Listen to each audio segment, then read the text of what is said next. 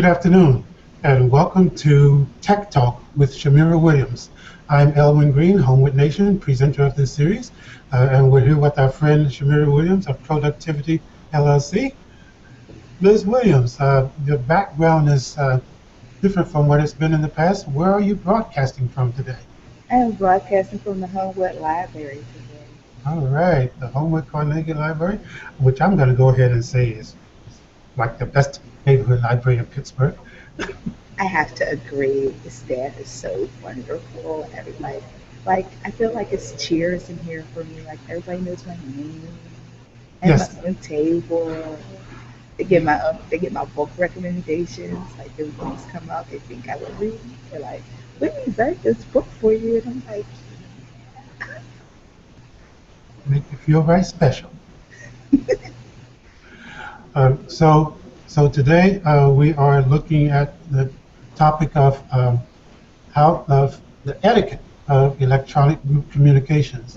Um, all of the tools that we have available today not only make it possible to do one-on-one communication in a way that hasn't been possible before, but now we're able to communicate to entire groups of people, whether by texting or by Facebook messaging or by group emails.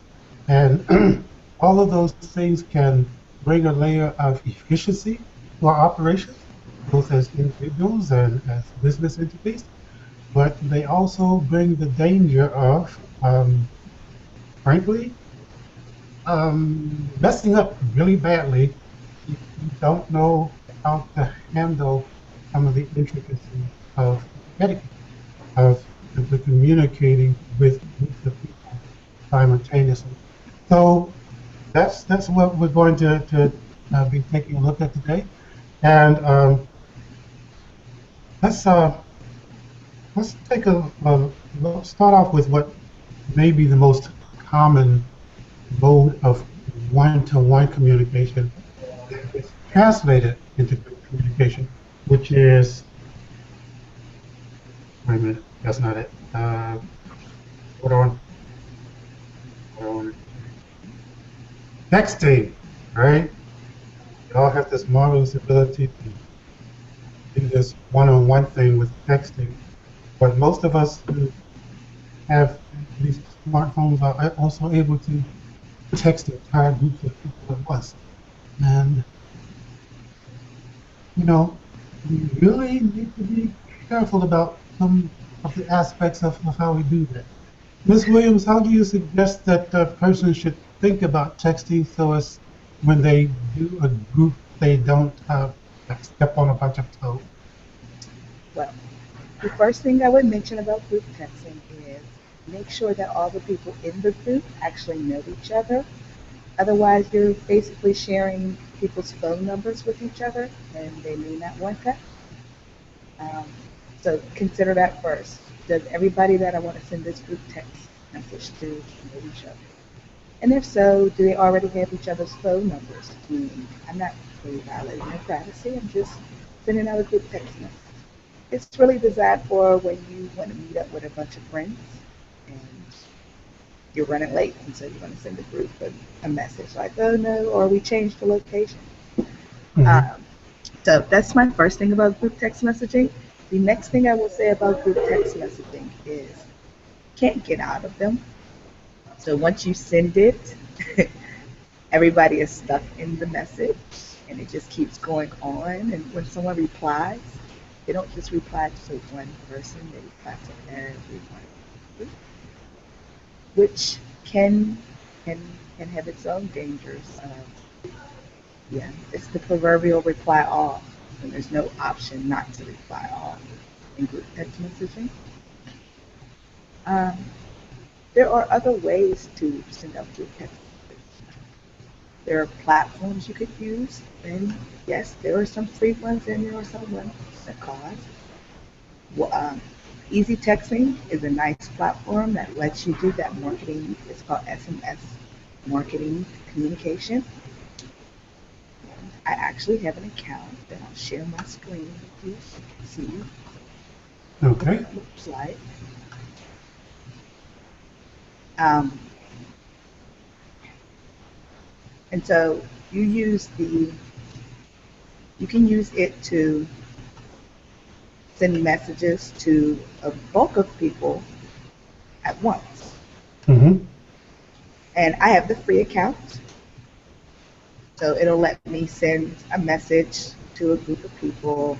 It'll let me add some keywords or rank some keywords, and that will be great for my SEOs. We've talked about that on previous Hangouts. But it'll allow me to like send a text message to people that says, uh, bring in this message and you'll receive 50% off, or certain keywords to it. And so I recommend people using that instead Okay. of instead of just opening up their own email accounts and sending, I mean, their own text messaging and sending it to their friends. It'll also allow people to join your text messaging listserv if you would like them to. So So, basically, I'm sorry, you go know, ahead. SMS, basically texting has become the new email, and it's 160 characters. The last thing I will remind people of is if you would like to send an image when you're sending your text message, you have to remember not everybody has multimedia messaging service. So an image text message is different than a regular text only text message. When you send an image, it requires that person to be able to pull down that media and it turns it into a multimedia message. And it's called an MMS instead of an SMS. When you speak of images, one of the things that, in our earlier conversation, you mentioned that some people do, which I don't think I had encountered this, was they actually send PDFs um, in text messages, like PDFs of flyers for an event, perhaps, that they're putting together. Um, and when you mentioned that, that just totally threw me because PDFs are like multi-megabytes in size, right? So So that's really chewing up a lot of data if you do that. yes, I don't think people even consider that you're actually pulling on someone's data plan, and it's usually a JPEG or an MPG. At least I hope so. You're sending a PDF on text. That's that's that's wrong on multiple levels. PDFs are for emails, downloads, not text messaging. Yeah, I just want to backtrack for just a second to kind of highlight an earlier point about the fact that when you send a text message to a group of people, everyone in that group receives everyone else's phone number, Yes. even if they didn't ever have it before. Yes. So, so when you do that, you're giving away everybody's phone number. So you really need to consider, do I have everybody's permission to give all of these other people their phone numbers? If not, you might not want to do that. And that's why the systems like easy texting work, because then it doesn't share people's phone number and Hmm. just blasting out the email, and it's one sided and you can't really communicate back with it. But they can communicate back with the company, but they're not communicating back with everybody who received your message. And really, you need to consider that. People, when they give you your phone number, they're entrusting you that you're going to do right with it. Just like when someone gives you your email address, they expect you not to say anything. It's kind of like it's a privilege to get people's contact information out. Right, right. Okay. Let's see. You touched on um, this kind of the analogy between group texting and sending a group email. So let's talk about emails for a couple of minutes here. Um, emails actually precede texting, and because emails have been around now for, wow, 30 years. Emailing has been around at least that long, I think. Um, and the, I think everyone by now is familiar with CCs and VCCs. But everyone may not understand the distinction between the two. So how about we touch on that first? Well, there's three different ways to send someone. You can send it to, and that recipient is listed, and that's who it directly goes to, and everyone can see that person's email address, and it's usually the original intender, so it's okay to send it to them. Um, CC is the old carbon copy, if some of you guys can remember paper that is carbon copied, meaning it makes a copy of it. So the person is sent the email, and you can see that the people are CC, and you can see their contact information. Um, and it's just to let them know they probably aren't the original intent. They're probably not the original recipient, but they need to be looped in the conversation or the documentation. And then blind carbon copy is when you would like somebody to be looped into the conversation, but you don't want the rest of the people to know that that person is looped into the conversation.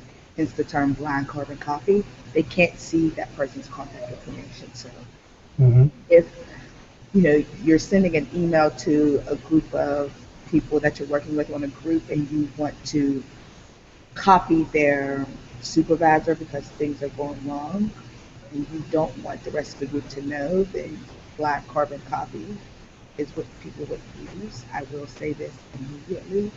Blind carbon copy is not to be used with malice intent. You shouldn't be looping people into conversations that they should not be privileged to. Meaning you have confidential information and you feel like you want to share it with somebody else, and you now blind carbon copy them. That's not intent. It's for when somebody needs to be in the group that you don't want to get on. I'll also say my second thing about using blind carbon copy is if you use it, um, make note to the people who you are, the original recipients or intended recipients, that you blind carbon copy people on it, because if they hit reply all, everyone will get that message back. So as they go in tandem of, it's not for malicious intent. If you're overusing it, you probably want to look at an email service provider.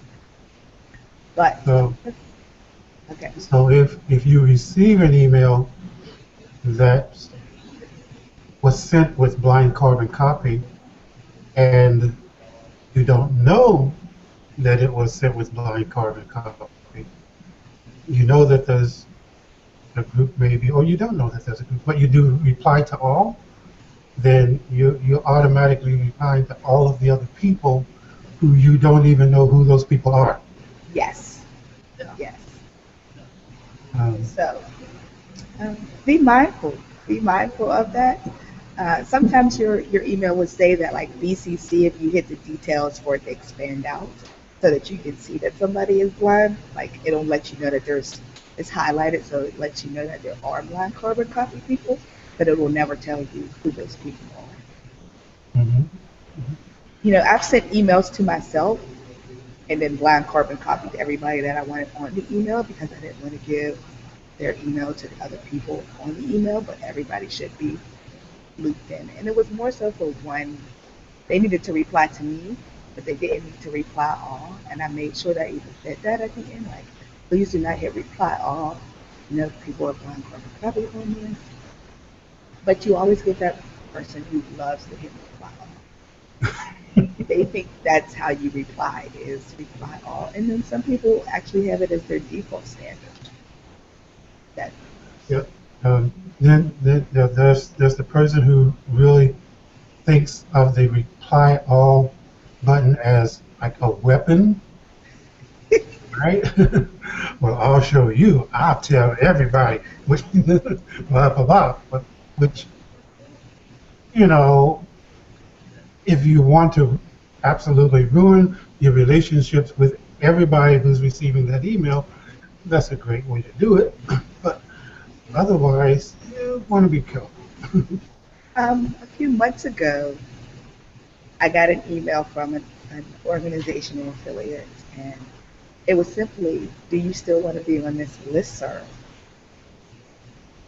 And people were hitting reply all with the email had like 250 people in it. Like people were replying all like, "Yeah, I still want to be on the email list." And you did not need to know that.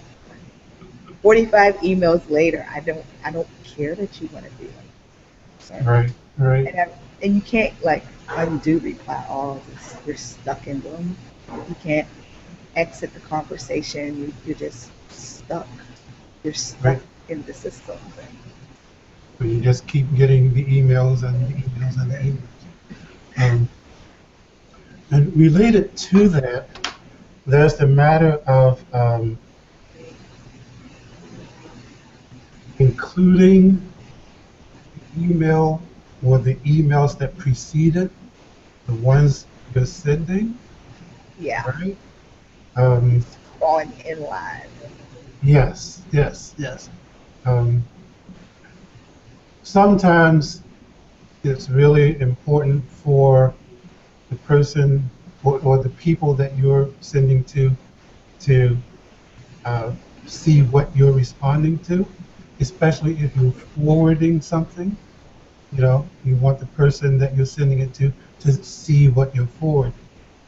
But would it be safe to say that most of the time, the person that you're sending an email to don't need to see email that you're responding to, especially if they're the one who sent it? But you can turn that feature off that you won't do your inline response. That's just in your settings. When you say reply, um, you can turn off the inline response and it won't send the information back. Mm-hmm. Mm-hmm. Yeah. But there's another feature that I would say, like, let's say that you are working on a group project Mm-hmm. and you need to send out emails and people need to continuously have a conversation on email. And you do want to be able to find that chain of information that's just going over and over again. I would, if you use Google, then I would tell you to use the Google Groups feature, and you could just create a group, and everyone in the group can, you would just send a group email, and then the groups would talk to each other, and you Mm-hmm. can actually go back and follow the chain of, you can actually hit a hyperlink, and it will take you back to the entire conversation in that email. Can we take a look at Google Groups for folks who may not be familiar with how that works? Yes. So the the site is just groups.google.com, and you can simply just create a group, and it'll ask you like create a name. Then you put the people's email addresses in there. Well, this name is already taken, so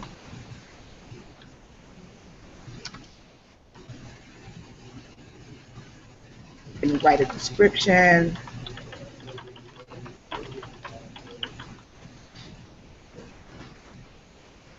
It will, you know, you can do it as an email list. You could do it as a web form, Q&A, or collaborative inbox. Collaborative inbox is kind of cool, but it can also be messy. And then you have the email address, and then once you send that out, you create, that's just creating the group,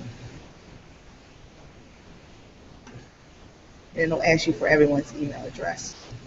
And so you would put everybody's email address in, and I don't want to share people's email address because once I start typing, I know that mine will start auto prompting.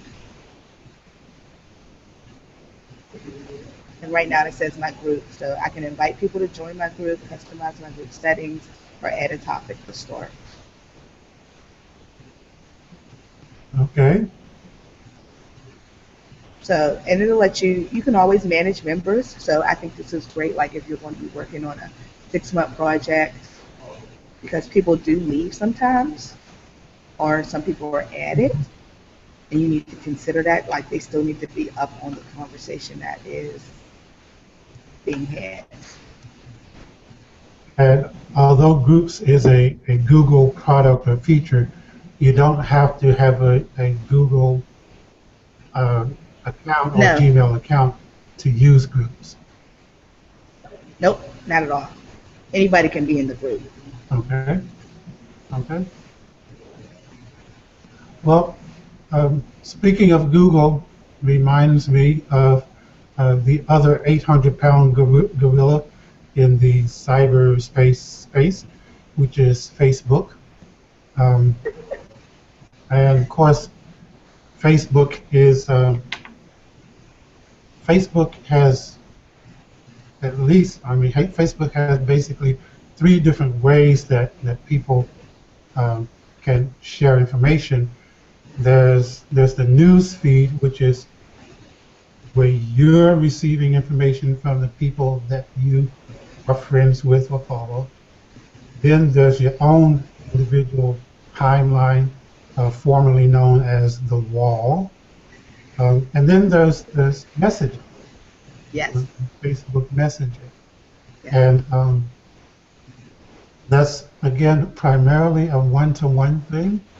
But I suspect that everyone on Facebook has, at one time or another, found themselves caught in a group message where someone, instead of sending a message just to one person, decides to send it to 2 people simultaneously, 20 people simultaneously, 50 people simultaneously, um, with one result being that you get 30 people responding to the message saying, please take me out of this conversation. So let's talk a little bit about group messaging in Facebook and kind of some do's and don'ts about how to do that. Well, one, I would say don't do it. Okay. Just use email. Like use people's email address. I know Facebook is convenient and trendy, but those messages are meant for more like an instant message, like an IM system, Mm-hmm. not an e-blast or a blast of information. It's And I hate when people do it to me, like send me a Facebook message with a bunch of people with actual information that I'm going to need. Because I can't really find it again. It's not searchable like I want it to be. I Right. can't store it like in Right. my Gmail account where I can store it and add it to my calendar automatically and get Google Maps to tell me exactly where it's at and things like that. It's kind of like it just made an extra leg of work for me. But anywho, if you want to get out, you can actually just leave a conversation or you can mute the conversation so that you're not getting the notifications on every time email is replied to, which I highly recommend. You at least muting it if you do want to still be in the conversation, so you're not getting all the notifications. But if you do, the proper etiquette is to say to the intended the original receiver, thank you, I've received the information. And when you leave a conversation, it lets everybody know that you left the conversation. Right. Right. So I usually do try to write a note like I've received the information, but sometimes you just leave the conversation like, I have no clue why I was even headed into this. um, Yes, and the way that Facebook works, of course, is it connects you with the people who the people you know. So you can find yourself being part of a group message sent by somebody who you yourself don't even know, right? you can, you definitely can. My property, the way I have my Facebook settings, if anyone tries to send me an email and they're not actually my friend, it just goes to the other box. The other message box that I check like mm, every 6 weeks. Okay. When somebody says I've been sending you messages on Facebook, and I'm like, why didn't you send me an email? And they're like, email? And I'm like, yeah, you should have Right, just sent right. me an email. Like that's my best form of communication. Or It a text. still works. It still works. Or a text message. I try not to handle business on Facebook. I really, really try to make it a point. Not handling business on Facebook. If you really want to talk to me about a business matter, send me an email so that I have the one that I own it because I don't want Facebook to own the conversation at the end of Mm-hmm. the day. And uh, two, so that I can actually take action within user input. And maybe I do need to set a schedule with you or set up a meeting or get a maps goes to it or add Google Docs to it, like share something from my drive. Mm-hmm. Yeah. Right, right. Yes, that is the way it works. So yes, you can receive an email from somebody you don't know and they think that the information is valuable to you so they can educate you about this. Which is like it's just like we live in this digital world, but we need to respect other people's contact information. Like, just because you can see my name doesn't mean I want you to send me a message or tag me. If I haven't answered your friend request in my life, I have no interest in adding you to my list of people or network. Um, you Yeah. know, same thing goes with if you do want to send out information on email, be mindful that everybody doesn't want to share their email address. And there's always that one, I call them the club promoter. Like they'll take everybody's email address and they start spamming you with all of their own stuff. I don't care about your book. I don't care about your book or your party. How did you get my email address? I'm not changing my email address because you now have it. I just need to send you a nice reply that says, can you please take me off your email So you've used the phrase "be mindful" a couple of times, and I think that that may be a good way to encapsulate everything that we're saying here, folks. You know, when you're using these tools, whether it's texting, Facebook messaging, email, just be mindful of who you're, who you're speaking to, who you're sending a message to, and think about how you would want your information handled. Think about how you want to receive information. You know, if you don't want to receive an email that has 50 other emails attached at the bottom where people just kept responding to each other and nobody chopped off the email that they were responding to, then you go ahead and be the one to delete all the ones that came before you. You simplify people's lives. If you don't want your name or your email address or your phone number being randomly presented to a group of people you don't know, then don't do that in your own emails or text. Be mindful. be mindful. And there are plenty of platforms that allow you to send mass amounts of communications to people without sharing their information. The easy text servicing is one for text messaging. But MailChimp works. Like if you, that's what it's designed to blast quotes and e-blasts and e-newsletters and flyers and things like that. Use those mediums um, to do that. Like spend an hour or 2 hours trying to figure out that tool so that you're mindful and people can respect that. And they can always unsubscribe to mail. You can unsubscribe to those things. Like, okay, okay. And, like I'm sick of Joanna Fabric sending me messages about fabric and I just unsubscribed or but that was my choice. I also gave them my email address because I wanted a coupon. So, like Okay, there you go. it was a catch 22. They wanted my contact information. I wanted the coupon, but I'm over it right now. When summer comes in and I need to go back, then I'll open it up. You got the coupon, so thank you very much. Yeah. So I think that we have to respect each other's information. And just like you wouldn't go around giving people's home addresses out, you shouldn't go around giving out their other contact information. Right, right. Because with their contact information these days, you can find out their home address very simply. Hmm. Okay. Well, do you have any final notes for us before we sign off here? No, respect your contacts. Okay. Very good. Thanks for joining us again this week, folks. We hope that you have found this helpful and useful, and that you will make use of some of these tips. Especially, we encourage you to check out the platforms that Ms. Williams spoke about. For email, there's MailChimp, there's Constant Contact. For texting, there's easytexting.com, right? Yep. Okay.